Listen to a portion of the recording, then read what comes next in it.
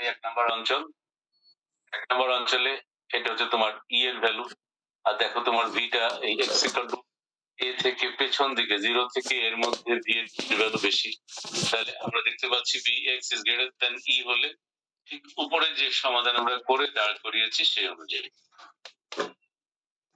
রেকর্ডিংটা তো অন করি নাই, কতগুলি গুরুত্বপূর্ণ কথা বলে ফেললাম।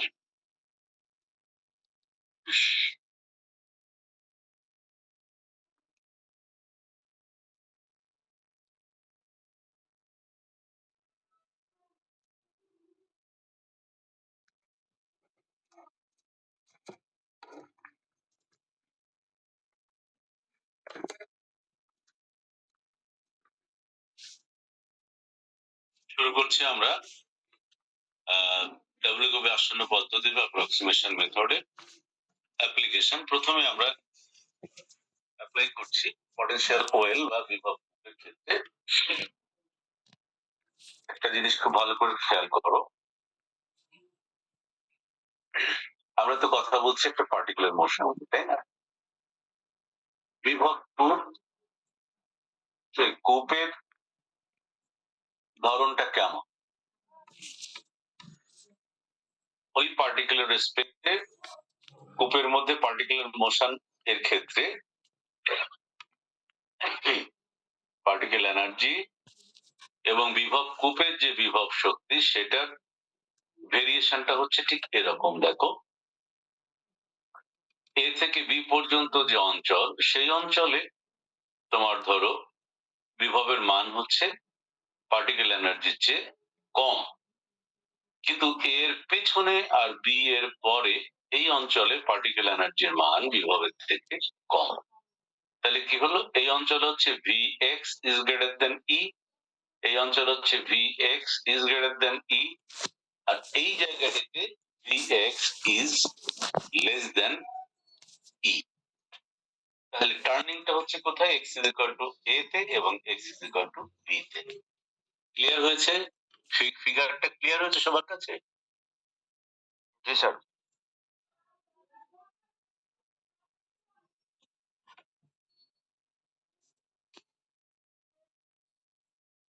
একটি X is equal to A এবং একটি অপরটি হচ্ছে X is equal to B বিন্দুতে এর ফিরতি পয়েন্ট রয়েছে দুটি, যেটাকে আমরা ইংরেজিতে বলছি টার্নিং পয়েন্ট।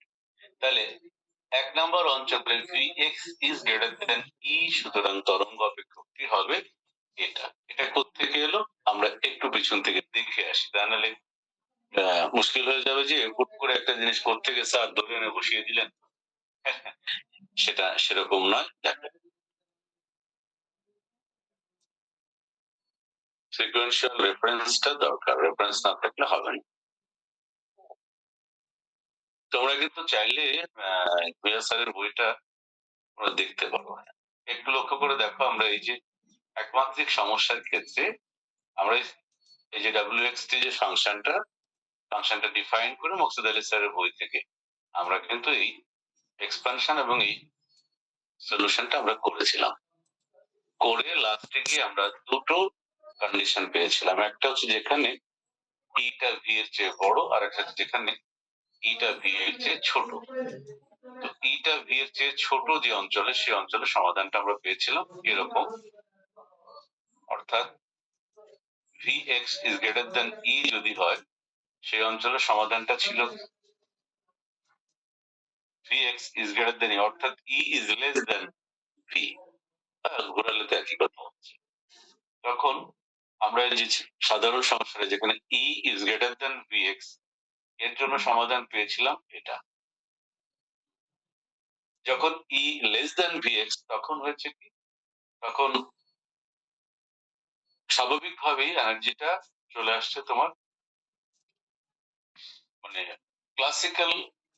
ক্লাসিক্যাল মেকানিক্স এর কনসেপ্টে এটা চলে আসছে ওই পার্টিকেলের জন্য একটা নিষিদ্ধ অঞ্চল। কেননা পার্টিকেলটার গতিশক্তি তখন হয়ে যাচ্ছে কনসেপচুয়ালি ঋণাত্মক, কারণ সে ওই পটেনশিয়ালে মুভ করতে পারে না যদি সে তার চেয়ে ছোট হয়, পটেনশিয়ালের চেয়ে যদি ছোট হয়। তাহলে এটাকে বলে ক্লাসিক্যালি নিষিদ্ধ অঞ্চল, এবং যে পয়েন্টে এই ঘটনাটা ঘটে সেটাকে আমরা বলি টার্নিং পয়েন্ট। আর আমরা দেখতে পেলাম সেই কাণ্ডটি এখানে ঘটেছে দুবার, একটা হচ্ছে X is equal to A তে, অর্থাৎ 0 থেকে এ অঞ্চলের মধ্যে তার বিভব শক্তি গতি শক্তির চেয়ে বেশি, আবার x is equal to b এর পরে গতি শক্তি বিভব শক্তির চেয়ে ছোট। তার মানে x equal to a একটা পয়েন্ট আর x is equal to b হচ্ছে আর একটা পয়েন্ট। এই দুটো টার্নিং পয়েন্ট আমরা দেখেছি।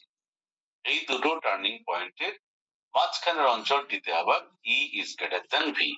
তাহলে এই পরিস্থিতিতে আমাদের সমীকরণের সমাধান দু ক্যাটাগরির হবে, একটা হচ্ছে for E is less than V, আর একটা হবে E is greater than V। এখন আমরা দুটো সমাধানই এখানে ক্যাটাগরি দেওয়া আছে। এখন E is greater than V অঞ্চলের জন্য আমরা সমাধানটা পেয়েছিলাম এরকম। ইন জেনারেল এটা ছিল জেনারেল সমাধান। এখান থেকে আমরা ক্যাটাগরিক্যালি একবার E is greater than V এর জন্য লিখছি, একবার E is less than V এর জন্য লিখবো। এবং সে চিরায়ত ভাবে নিষিদ্ধ অঞ্চল হলে স্বাভাবিকভাবেই তার মোমেন্টামটা হয়ে যাবে একটা কাল্পনিক রাশি। আর সেক্ষেত্রে আমরা kx এর পরিবর্তে, যেহেতু আমরা জানি p is equal to h cut k, তাহলে যেখানে k রয়েছে মোমেন্টাম নির্দেশিত রাশি বা মোমেন্টাম সংশ্লিষ্ট রাশি হচ্ছে k, সুতরাং k টাকেও তখন আমরা কাল্পনিক হিসাবে অপর একটি ফাংশন qx এর সাথে i গুণ করলে এটা একটা কাল্পনিক রাশি প্রকাশ করবে। আর যদি আমরা এটা এখানে প্লেস করি তাহলে এখানে আসবে minus i into i qx, অর্থাৎ এটা হয়ে যাবে প্লাস, এখানে আসবে i ইন্টু i qx, তাহলে এখানে চলে আসবে মাইনাস। এই পরিবর্তনটা হবে। পরিবর্তনটা হওয়ার পরে আমরা যে টার্মটা পাচ্ছি, এবং একইভাবে কিউ এক্স বলতে আমরা কি বোঝাচ্ছি, যেহেতু আই কিউ এক্স দিয়ে লিখেছি, তাহলে কিউ এক্স বলতে আমরা বোঝাচ্ছি root over V minus E, twice m V minus E by H cut. মনে রাখতে হবে আমার নর্মালি কিন্তু আমরা লিখি twice M into E minus V, কিন্তু এখানে আমরা লিখছি ভি মাইনাস ই, যেহেতু এই অঞ্চলে V x is greater than E. তাহলে কিন্তু কনসেপচুয়ালি জিনিসটা তো হচ্ছে ক্লাসিক্যালি ফরবিডেন একটা রিজিয়ন, তাই সেটা খুবই সহজ যে আমরা যদি কে টাকে বলি twice M into E minus V by H cut, তাহলে তার কাল্পনিকতা ফাংশন আমি কল্পনা করতে পারি। যেমন দেখো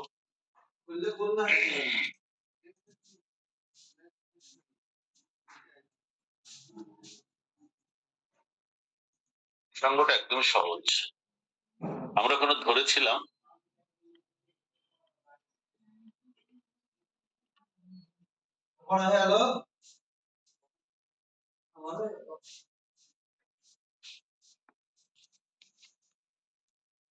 এটা হচ্ছে যখন for E is greater than V, যখন ই ইজ লেস দেন ভি তখন আমি কি লিখবো,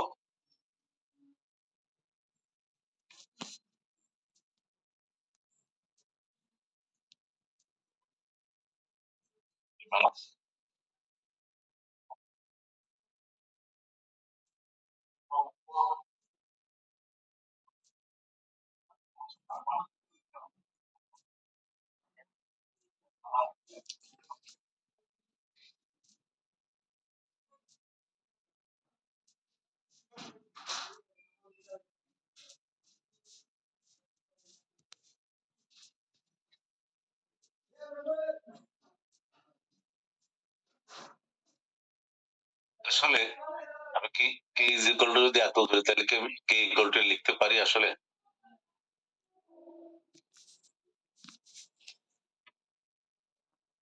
লেখা যায়? না স্যার, এটা আমি লিখতে পারি না, কারণ ই মাইনাস ভি আমাকে লিখতে হবে। ওই ফর্মে যদি আমি আনি তাহলে কি দাঁড়াচ্ছে দেখো, অর্থাৎ আমরা এই টার্মটাকে যদি এভাবে লিখি যে this is actually a function Q, for example Q X, যদি এভাবে আমরা ডিফাইন করি তাহলে তার মানে হচ্ছে এটা, এবং সেখান থেকে আমরা কমপ্লেক্স রাশিটা পাচ্ছি। এই যে স্কোয়ার রুট অফ মাইনাস ওয়ানটা বাইরে এনে তারপর আমি লিখতে পারি square root of twice M into E minus B divided by H, কারণ তোমার রিলেশনটা চলে আসছে। জাস্ট আমি তোমাকে চেঞ্জটা দেখালাম যে অথবা তুমি প্রথমে কিছুই ডিফাইন করলে তুমি লিখলে যে for E is less than V, আমরা যদি এভাবে লিখি তাহলে তার আগে আমাকে লিখতে হচ্ছে একটা মাইনাস আসতে হচ্ছে মাইনাস বি করার জন্য। আর মাইনাসটাকে স্কোয়ার রুটের বাইরে আনলেই তো একটা আই চলে আসছে আলটিমেটলি। এই জন্য আমরা বোঝানোর জন্য লিখছি যে কে এক্স ইজ ইকুয়াল টু, আমি ধরছি আই কিউ এক্স। বুঝা গেল? কিউ এক্সটাকে এটা দেবো।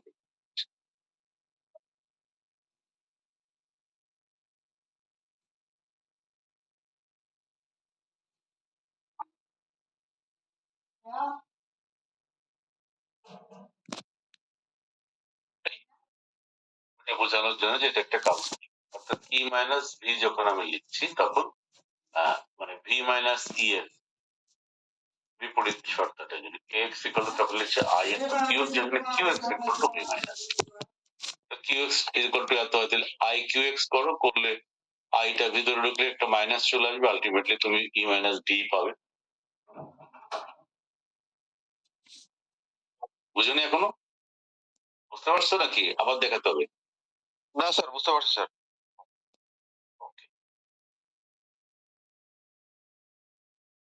এই টার্ম গুলো স্যার একটু লিখে দেখাইলে স্যার বুঝতে সুবিধা হয় বর্ণনা করা। এই জন্যই তো দিলাম, লিখে দিলাম। এখানে আর নতুন কিছু নাই, ফাংশন যেরকম ছিল সেরকম লিখে দিয়েছি আমি। অর্থাৎ সাই ওয়ান ওয়ান বলতে ফার্স্ট রিজিয়নের জন্য ছিল C plus root over Q exponential of this. এখানে কেন কিউ লিখেছি? এখানে কিউ লিখেছি কেন? ওখানে কিউ ছিল, দেখি তো কি ছিল, বলতে পারছো না কেন?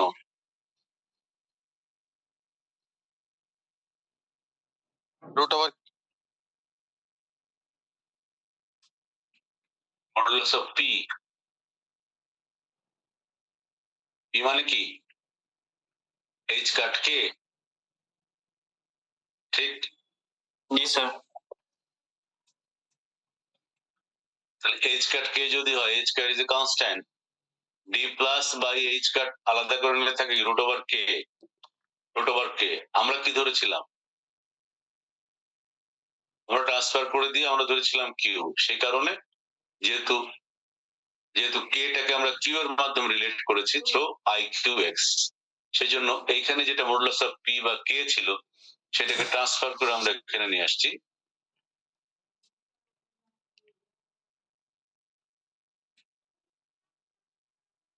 বুঝে গেল? জি স্যার। নাথিং নিউ, জাস্ট খেয়াল করতে হবে রিলেশনটা কি ছিল। এই কিউটা আর কিছু না, কিউ কিন্তু ultimately q is related to k through an imaginary quantity i, আর কিছু না। তাহলে কিউটাই কে, রুট ওভার কে। কে মানেই পি, কারণ P is equal two H cut K, H cut is a constant.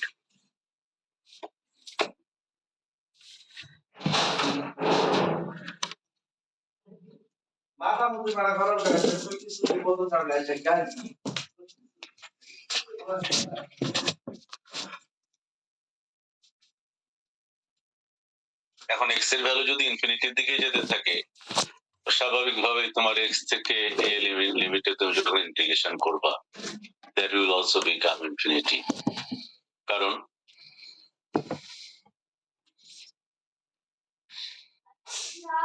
Zero থেকে পিছন দিকে মাইনাস ইনফিনিটি পর্যন্ত এই কন্ডিশন বলবৎ থাকবে। ক্লিয়ার? শুধু এই অঞ্চলটুকু ছাড়া এর পরে গেলে প্লাস ইনফিনিটির দিকে গেলেও যা, মাইনাস ইনফিনিটির দিকে গেলেও তাই। কথাটা ক্লিয়ার হলো কিন্তু?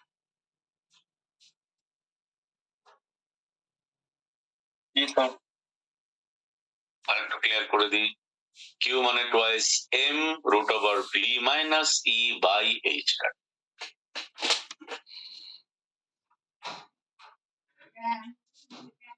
কিউ মানে কি? Twice M root over V minus P divided by H cut.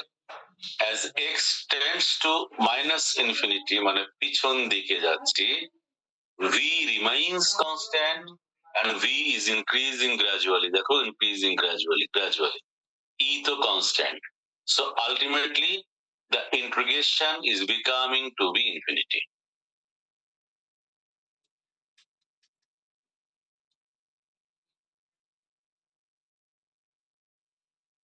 Clear? Yes, sir. So for x tends to minus infinity, we can solve the equation in two steps. For the first solution, we should take c plus constant c plus as 0. এই জন্য বলেছে সুতরাং আমাদেরকে অবশ্যই c plus equal to 0 পছন্দ করতে হবে। তার মানে we are solving part by part। তার মানে টোটাল যে ইকুয়েশনটা আমি লিখেছি region 1 এর জন্য it's moving towards negative, so we should write the negative portion of the solution c minus, অর্থাৎ নেগেটিভ ডিরেকশনের জন্য। এবং সেটা আমরা যখন total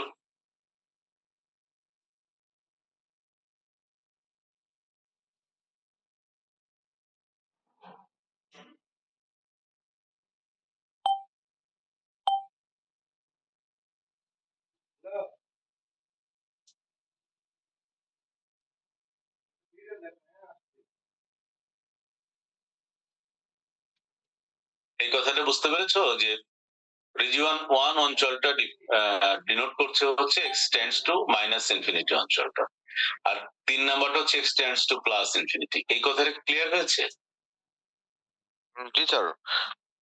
for solving this positive আপনার স্ক্রিনটা স্যার দেখা যাচ্ছে না স্যার, স্ক্রিনটা হয়তো শেয়ার হয়নি। কেন? স্ক্রিন তো আমি শেয়ারে দিয়ে রেখেছি বাবা। স্যার আমরা তো দেখতে পাচ্ছি। দেখা যাচ্ছে স্যার। রিজয়েন করি তাহলে। হুম।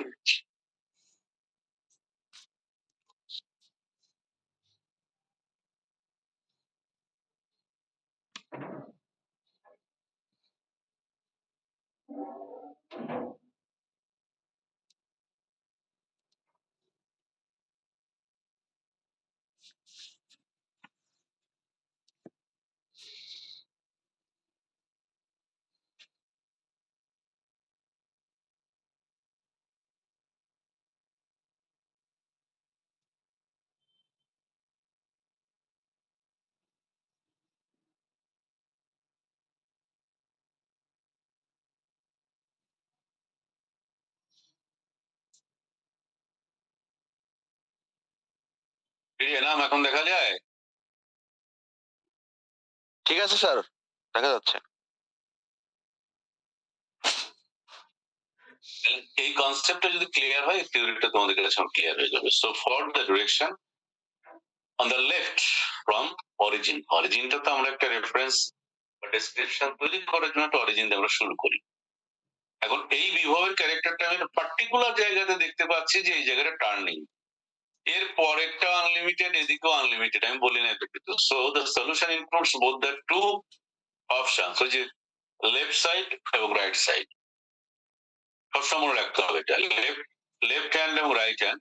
এই যে ডান হাতি প্রতিবন্ধক এইদিকে, বাম হাতি প্রতিবন্ধক এইদিকে। উনি এই মানে এই ধরনের একটা ল্যাঙ্গুয়েজ উনি ইউজ করেছেন, তাতে কোনো প্রবলেম নেই, কিন্তু আমরা বুঝতে পারলেই তো হলো।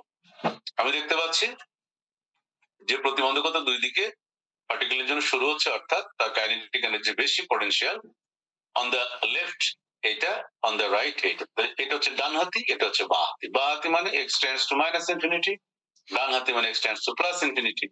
তা যদি হয় তাহলে আমি তো সলিউশন লেখার সময় বলেছিলাম this is for the positive portion and this is for the negative portion. তাহলে এক্স থেকে এ পজিটিভ অংশ, এক্স থেকে এ নেগেটিভ অংশ। স্বাভাবিকভাবেই x tends to minus infinity হলে integration x to a qx dx will tends to infinity। তো সেই কনসেপ্টে আমরা লেফট হ্যান্ড রুল অনুযায়ী ডান হাতি অংশটাকে আমাদের এখন 0 এস্টিমেট করতে হবে। আর তার একটাই উপায়, সেটা হচ্ছে অবশ্যই c plus is equal to 0। অর্থাৎ সেক্ষেত্রে ψ1x এর সলিউশনটা হবে এটা। যেহেতু অপেক্ষকটি ঋণাত্মক সূচক রয়েছে, কাজে ডান দিকে এটা একটি কোসাইন অপেক্ষকের সাথে যুক্ত হবে। কেন?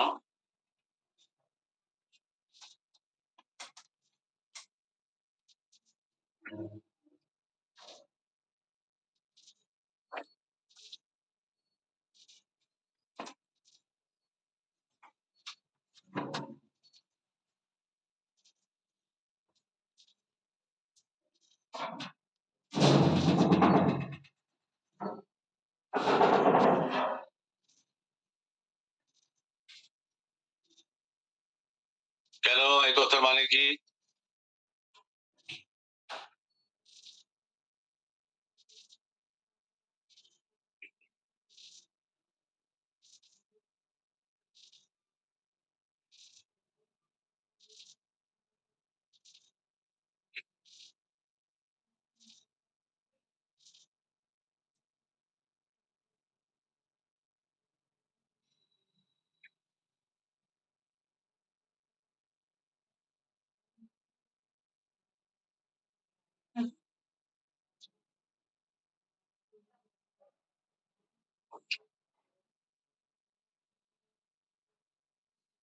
এর মানে কি বলতো?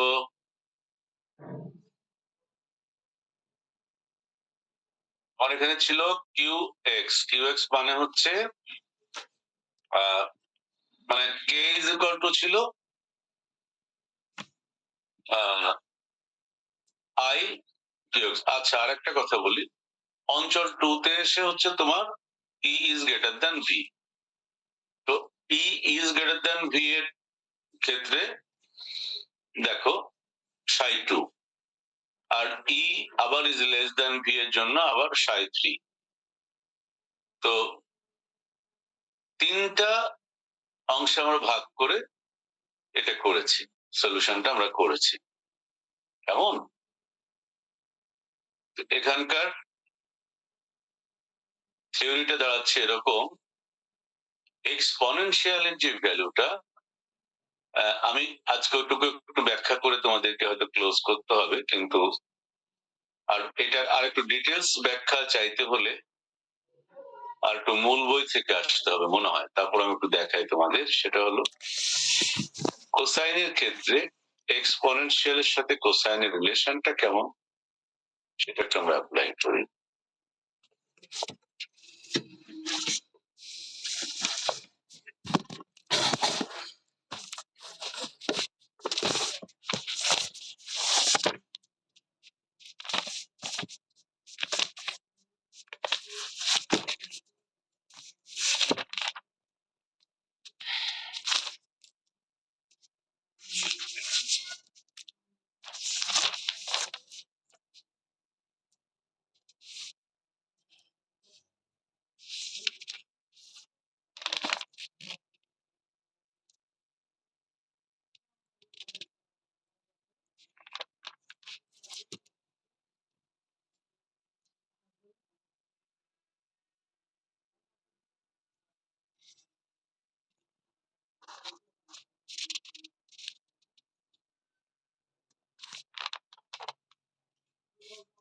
তোমরা জানো এই ফর্মুলাটা জানো?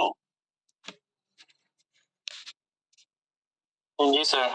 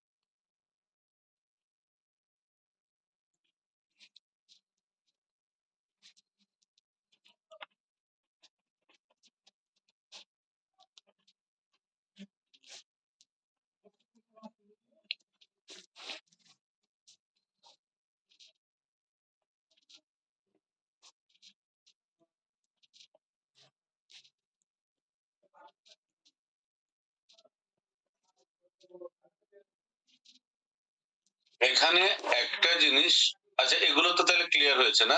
এই যে ফর্মুলা গুলো আমি লিখে দিলাম, শাখা এগুলো কি আছে? পুরো জিনিসটা ক্লিয়ার হয়েছে। এখন দেখো এইটা ওখানে অ্যাপ্লাই করা হয়েছে কিভাবে সেটা একটু দেখাই আমরা। তারপরে এখানে আরেকটা কিছু আমাকে করে দিতে হবে মনে হয়, ডেসক্রিপশনটা খুবই সংক্ষেপে করেছে এরা। এটা গেল, অনেকগুলো ব্যাখ্যা এখানে নাই। এটা বইগুলো আসলে নোট আকারে, তো এগুলো অ্যাকচুয়ালি নোট, এক্সপ্লেনেশনটা অত বেশি এখানে নাই। কিন্তু কিভাবে আসছে টু কিভাবে আসছে বা কোন ভাবে কোনটা, যেমন ধরো আমি যদি কিউ এর জায়গাতে কে আনতে চাই আবার, তাহলে আমাকে ওই যে minus Q K is equal যদি আই কিউ এক্স হয়, তাহলে কিউ এক্স মানে হচ্ছে মাইনাস আই কে এক্স। তো মাইনাস আই কে এক্স বসালে এখানে স্বাভাবিকভাবে তোমার হচ্ছে এক্সপোনেনশিয়াল অফ আই ইন্টিগ্রেশন এত। এক্সপোনেনশিয়াল অফ আই ইন্টিগ্রেশন এত যদি হয়, তাহলে সেটা কোসাইনের মাধ্যমে গেলে কি হয়? কোসাইনের মাধ্যমে হলে সেটার মান কত হবে? একটু আমরা দেখলাম যে e to the power i x plus e to the power minus i x যদি হয়, তখন সেটা টু কস সামথিং হয়। এখন এখানে আরেকটা কথা বলেছে, যেটার ব্যাখ্যাটা তারা দেয়নি, সেটা বলেছে যেহেতু অপেক্ষকটি ঋণাত্মক সূচক রয়েছে, কাজে ডান দিকে এটা একটি কোসাইন অপেক্ষকের সাথে যুক্ত হবে। সেটা হলো কোনো সমস্যা নেই, ঋণাত্মক ছিল বলে কোসাইনের সাথে সব বুঝলাম। কিন্তু পাই বাই ফোর এর ব্যাখ্যাটা এখানে দেওয়া হয়নি। পাই বাই ফোর পরিমাণ ফেজ ডিফারেন্স কেন আসছে? কারণ কে মানে টোয়াইস পাই বাই ল্যামডা, কে মানে হচ্ছে টোয়াইস পাই বাই ল্যামডা, বা এটা হচ্ছে ওয়েভ নাম্বার। কে মানে কিন্তু ফেজ ফ্যাক্টর নয়। Twice pi by lambda into path difference যদি হয়, তখন সেটা ফেজ ফ্যাক্টর। তাহলে এখন কি হচ্ছে, টোয়াইস কে ইনটু ডিস্টেন্স অর্থাৎ ডিএক্স পরিমাণ সরণের কারণে এইটা এখন ফেজ ফ্যাক্টর হয়েছে twice pi by lambda into DX. DX গুণ হওয়াতে এটা হচ্ছে ফেজ ফ্যাক্টর। তাহলে এখানে ফেজ ফ্যাক্টর থেকে ইনিশিয়াল ফেজ আকারে পাই বাই ফোর পরিমাণ আমরা বাদ দিচ্ছি, সেটা সব বোঝা গেল। পাই বাই ফোর পরিমাণ বাদ দিয়ে আমরা লিখছি এভরিথিং ইজ ওকে, বাট কারণটা কি? কারণের ব্যাখ্যাটা এখানে নেই, কারণটা আমাকে বের করতে হবে। আর অবশ্যই তোমরা এমনি পড়ে ফেলো, তোমরা একইভাবে ক্যালকুলেশনটা করা আছে, আর ব্যাখ্যাটা আমি যেভাবে দিয়েছি সেভাবে আছে, কিন্তু I am not satisfied with this lecture. কারণ এখানে আরো একটু এক্সপ্লেনেশন দরকার। পরীক্ষার খাতায় লেখার জন্য সব ঠিক আছে, এবং এর পরবর্তী অংশটাতে যা লেখা আছে, আমরা যদি এইটুকুতে পাই বাই ফোর এর এক্সিস্টেন্সটাকে যদি আমরা অথেন্টিকেট করতে পারি, তাহলে তারপরে আর বুঝতে কোনো অসুবিধা নেই, কেননা তারপরে সাধারণ ম্যাথমেটিক্যাল নিয়ম বুঝেই গেছে। আমার প্রশ্ন হচ্ছে, পাই বাই ফোর এর যে ডেভিয়েশনটা দেখানো হয়েছে, সেই ব্যাখ্যাটাতে আমি স্যাটিসফাইড নই, কারণ এখানে ব্যাখ্যাটা নেই।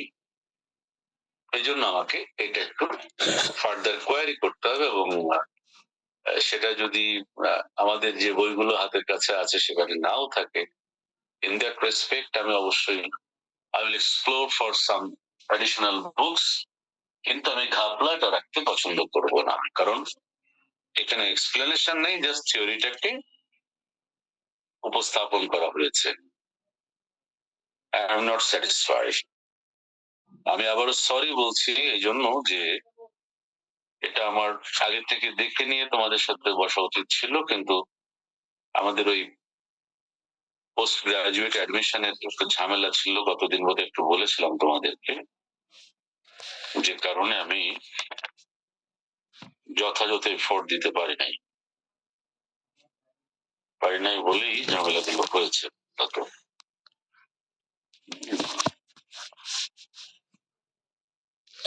স্যার এই বইয়ে যেটুকু বর্ণনা করা আছে স্যার, মকসুদ আলী স্যার বইয়ের ওইটুকু বর্ণনা করে নাই।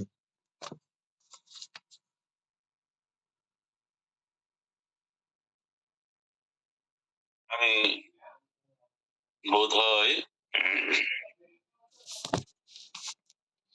কিছুটা ইনফরমেশন অলরেডি পেয়ে গেছি লুপ্ত কুমারের বই। তারপরে আমি এখনই তোমাকে বলছি না, আমরা আমরা নেক্সট ক্লাসে সেগুলো এটা আরো একটু কনফিডেন্ট। আজকে তো অনেকখানি জিনিস ক্লিয়ার হলো, তাই না? আমাদের ফাংশনাল অনেকগুলো কনসেপ্ট আমরা ক্লিয়ার করলাম, ঠিক কি না? জি স্যার। স্যার হায়ার ফিজিক্স এভাবেই শিখতে হবে স্টেপ বাই স্টেপ। আজকে যতটুকু মাথায় ঢুকলো সেটা একটু নিজের সাথে কালচার করো। আমি নেক্সট ক্লাসে তবে আই বিলিভ যদি এই থিওরিটা আমি ক্লিয়ার করে দিতে পারি তোমাদেরকে, তারপরে আমাকে আর লাগবে না, কারণ সবগুলো একই রকম কনসেপ্ট, একদম একই রকম। No problem, but I am still not satisfied with the explanation given or provided in this sir book. আমার কাছে স্যার একটা নোট ছিল স্যার, হ্যাঁ নোট থেকে স্যার এই অংশটা দেখেন হোয়াটসঅ্যাপে আপনার শেয়ার করে দিয়েছে আমার রেজিস্টার্ড গ্রুপ, এটা দেখেন স্যার। কিসের নোট? স্যার এই বই টপিক থেকে? এই টপিকটা স্যার একটা নোটস আকারে ছিল, পিডিএফ নোটস আকারে। অনলাইন থেকে পেয়েছো? জি স্যার, মানে আমি একটু স্টাডি করছিলাম তো স্যার, ওখান থেকে একটা স্ক্রিনশট দিই।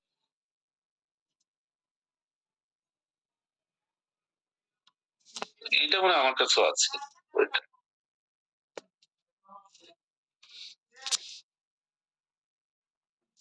বেটার, অনেকখানি বেটার। আমার কাছে কথা হচ্ছে যতক্ষণ পর্যন্ত জিনিসটা আমি স্যাটিসফাইড হব না, ততক্ষণ আমি তোমাকে কেমনে স্যাটিসফাইড করবো বলো? আর তোমাকে স্যাটিসফাইড করতে না পারলে তো মানে আমার রাত্রে ঘুমও হবে না। আমি হচ্ছে এই টাইপের মানুষ। স্যার যতখানি স্যার বুঝাইলেন স্যার একদম ক্রিস্টাল ক্লিয়ার বুঝছি স্যার, সমস্যা নেই। এরপরে π/4 এর জায়গাতে গিয়ে আমার ব্যাখ্যাটা প্রয়োজন, যেটা এই বই আমি পাচ্ছি না। এবং সত্য কথা বলতে কি, এগুলো তো অ্যাডভান্স থিওরি, তো তো এগুলোর জন্য অনেকগুলো, এই জন্য যখনই তোমরা কেউ জিজ্ঞেস করো স্যার কোন বইটা কিনবো, তখন আমার একটু কষ্ট লাগে। কারণ হচ্ছে কি, একটি মাত্র বইয়ের পাঠক হতে সাবধান, একটা কথা আছে। একটি মাত্র বইয়ের পাঠক হতে সাবধান কেন বলা হয়? নলেজের ক্ষেত্রে বলা হয়, যেখানে ইনফরমেশন রয়েছে, যেখানে তাত্ত্বিক বিশ্লেষণ রয়েছে, সেসব ক্ষেত্রে অবশ্যই তোমাকে কম্পারেটিভ স্টাডি করতে হবে। যেমন আমি বলছি না এই বইটাতে ভুল লেখা আছে, সেটা আমি বলিনি, কিন্তু বাট যা লেখা আছে সেটা যথেষ্ট নয়। পরিচ্ছন্ন জ্ঞানের জন্য আরো কিছু ব্যাখ্যার প্রয়োজন। শুধু তোমাদেরকে নয়, আমি আমাকেও ছাত্র বিবেচনা করছি। আমি if I treat myself as a student, as a learner, then how will I conclude the decision π/6? Why not pi? Why π/4? আমার কথাটা বুঝতে পেরেছো?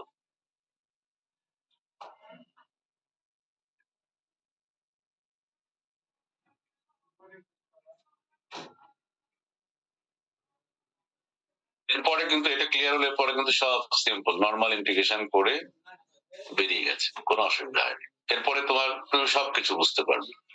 ইভেন তুমি যদি ধরে নাও যে হ্যাঁ এটার পরে এটা আসবে, এটা স্যার বলে দিয়েছে, ঠিক আছে, এরপরে তুমি কলম ধরো, একদম স্টেপ বাই স্টেপ নর্মাল ইন্টিগ্রেশনের নিয়ম অনুযায়ী তুমি চলে আসবে, কোনো প্রবলেম নেই। বাট আমার কোশ্চেন হচ্ছে, আমি নিজেই তো স্যাটিসফাইড না এই জায়গাটাতে। কারণ স্যাটিসফাইড না ঠিক না, ক্লিয়ার না। কোসাইন পর্যন্ত সব ঠিক আছে, কোসাইন কেন হবে সেটা আমি তোমাকে ব্যাখ্যা করে দেখালাম, ত্রিকোণমিতিক ফাংশন দেখালাম। π/4 এর বিষয়টা একটু এক্সপ্লেইন করতে হবে। অথবা এমনও হতে পারে যে আমি ভোরবেলা থেকে এ পর্যন্ত খুব এক্সস্টেড, এই 8টার দিকে বাসায় এসেছি। আজকে বললাম পোস্ট গ্রাজুয়েট অ্যাডমিশনের একটা ঝামেলা ছিল, প্রশ্ন করা, খাতা কাটা, ভাইবা নেওয়া, প্রায় 39 জন পিএইচডি এমএসসি স্টুডেন্টের, এসব করে বাসায় এসেও আমি বসে গেছি তোমাদের সাথে। সে কারণে তো আমার, যেহেতু এটা অ্যাডভান্স নলেজ, বারবার বলছি, হুট করে হয়তো ফাংশনটা আমার মাথায় কাজ করছে না, এটা হতে পারে। আর অথবা এমনও হতে পারে যে যেহেতু এখানে ব্যাখ্যাটা নেই, আমাকে হয়তো ব্যাখ্যাটা খুঁজে বের করতে হতে পারে। যাই হোক, আমি তো তোমাকে এখানে লিভ করে দিব না, আমিও তোমাকে এখানে বুঝেছো? জি স্যার বুঝেছি, ওকে খোদা হাফেজ, সেটা তো আমি বলবো না। আমি I am not a man of that type. সেই কারণে বলছি π/4টা এখানে হবে বলেই বসানো হয়েছে, কিন্তু কেন হবে সেই কেনটা আমার কাছে এই মুহূর্তে ক্লিয়ার নয়। Definitely I will make it clear for you. তাই বলে তুমি বসে থেকো, তুমি থিওরিটা প্র্যাকটিস করো, ঠিক আছে?